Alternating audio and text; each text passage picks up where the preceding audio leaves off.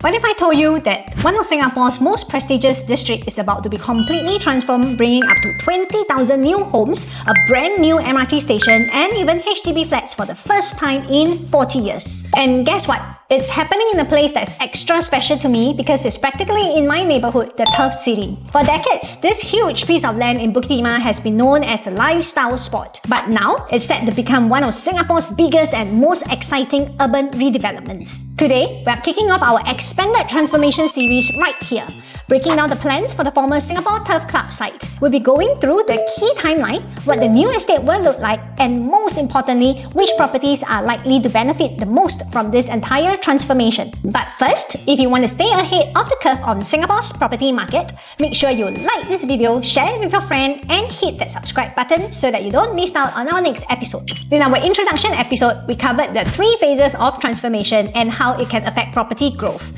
If you have not watched the intro episode, please do watch it.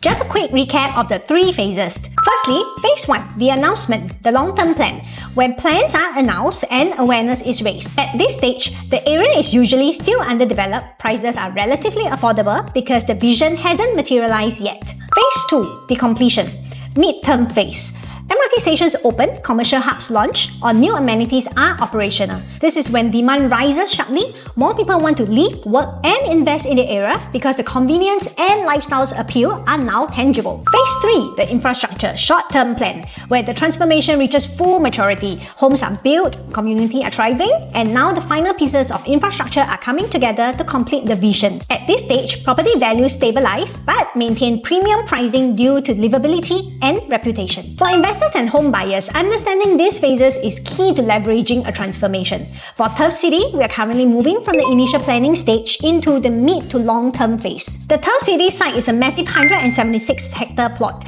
think the size of 250 football fields. Okay, a bit of history lesson now. The area known as Turf City was historically the site of the Bukit Timah racecourse, the home of the Singapore Turf Club for 66 years.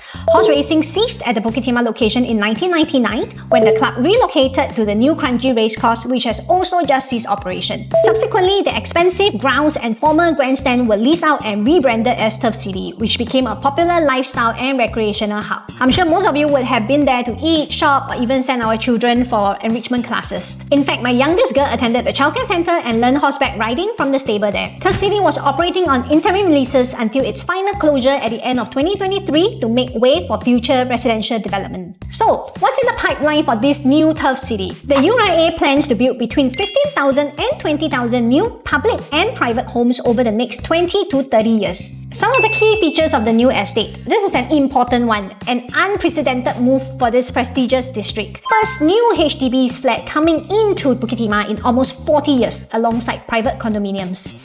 This move is all about creating a diverse and inclusive community in a prime location. Given the location, I believe that these HDB flats are likely to be launched under the Prime Location Public Housing PLH or Plus models, which means they will be subjected to 10 years MOP and they are not allowed to be rented out as a whole unit even after MOP.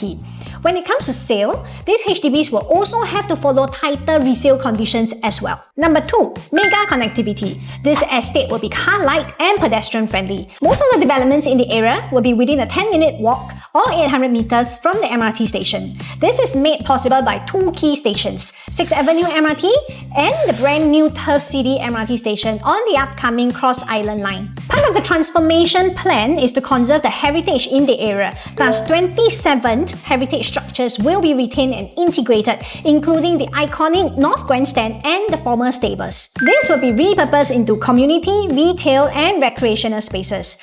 I think this will give us an old meet new kind of feeling. On top of that, they are also keeping the greenery, including the Inyo Avenue forest and adding nature corridors so that the plants and the wildlife can continue to thrive. As you can see, this is a long-term development, so I have broken it down into a timeline here for you. Late 2023 to early 2024, the previous leases ended and site preparation is underway. First half of 2025, the first private residential land parcels, including a plot on Danyan Road, is slated to be put up for sale under the government land sale program, signaling the start of phase 1 housing. June 2025, first GLS site awarded. 2026, first GLS site scheduled to be launched. 2032, the crucial Turf City MRT station is scheduled for completion. This is a game changer.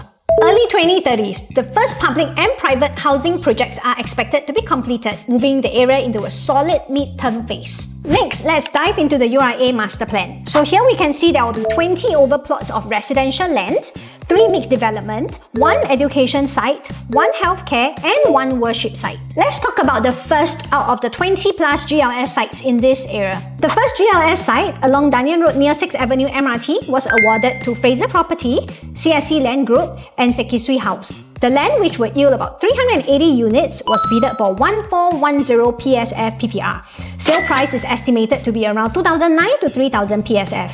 This is a new high in the area for a 99-year leasehold property. An interesting point to note is that the margin between the top bid and the second highest bid of 474 million submitted by CDL was just 3.7%. This narrow bid price gap between the top 2 bids suggests that developers share a good measure of confidence for the site. Although there will be another 20 over residential plots slated to come up in this area, this is a very significant first mover advantage as the rest of the estate matures over the next 2 decades. With this new site selling at 3,000 PSF, will this be a safe entry price, or should you look at the resale projects in this area? The Turf City transformation is a powerful magnet for growth, but who stands to benefit? New or existing properties? Ever since the announcement of the transformation, we have seen new launches achieving incredible results, such as the Reserve Residences at 99% sold and Wharton House at 95% sold. However, some newer projects which had just obtained TOP a couple years back did not fare as well in comparison.